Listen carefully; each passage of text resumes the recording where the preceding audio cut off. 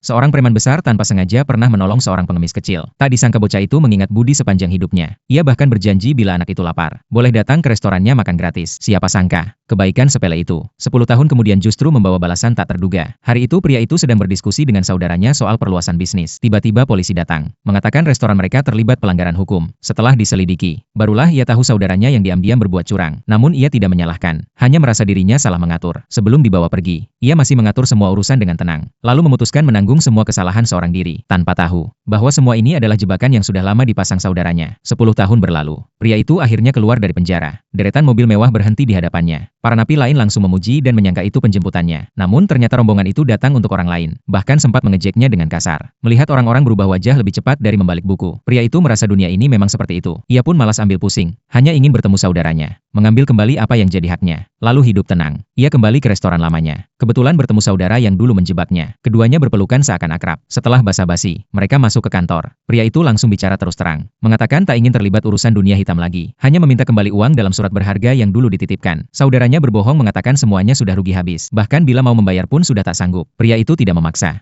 hanya bilang baru keluar butuh tempat tinggal dan pekerjaan. Saudaranya pura-pura murah hati, mengatakan bila ia mau seluruh hotel bisa jadi miliknya. Namun ia menolak, hanya ingin hidup sederhana. Akhirnya saudaranya menyuruh anak buah mengaturkannya jadi tukang semir sepatu. Ia tak tahu bahwa bocah pengemis yang dulu pernah ia bantu, kini sudah menjadi orang terkaya dunia. Begitu tahu penolongnya keluar dari penjara, ia sangat gembira. Segera memerintahkan orang untuk menjemput, berniat membalas budi besar. Namun sementara itu, pria itu hanya jadi tukang semir, bahkan dipermalukan anak-anak buah. Dikatakan mantan bos besar kini hanya bisa menyemir sepatu mereka. Saat itu saudara ketiga datang, melihat kakak yang dulu ia hormati, langsung terharu. Namun begitu melihat pria itu benar-benar menyemir di depan pintu, ia pun murka, menampar anak buahnya sambil menghardik. Namun beberapa saat kemudian, ia juga duduk santai, menyodorkan kakinya untuk disemir. Pria itu tak marah, tetap serius membersihkan sepatunya. Tak lama saudara kedua keluar, dengan sinis memuji keahliannya. Saudara ketiga bahkan melempar uang 100 lembar. Saudara kedua meludah di sepatu anak buah, menyuruhnya bersihkan juga. Akhirnya pria itu tak tahan, bertanya apakah mereka pantas memperlakukan dirinya begitu. Saudara kedua malah tertawa dingin, mengatakan dulu siapa yang memaksa menggantikannya masuk penjara. Hanya orang bodoh seperti dia, masih percaya ada persaudaraan sejati. Mendengar itu pria itu pun berkata, ia tak ingin kursi bos, hanya meminta uangnya kembali. Saudara kedua malah menyuruhnya berlutut jika ingin diberi, demi anak perempuannya. Pria itu masih mencoba menahan diri, namun mereka semakin melecehkan, hanya memberinya cek 3.000 dolar. Itu jelas-jelas penghinaan. Pria itu benar-benar kecewa, berniat menuntut keadilan. Namun saudara kedua justru marah, mengaku dialah yang menjebaknya dulu, lalu memerintahkan orang-orangnya mematahkan tangan kakinya dan membuangnya keluar. Di saat kritis, orang terkaya dunia itu akhirnya datang. Begitu mendengar penolong masa kecilnya dihina, ia langsung bergegas ke tempat itu, bersumpah akan menuntut balas dan mengembalikan martabat bagi sang penolong sejati.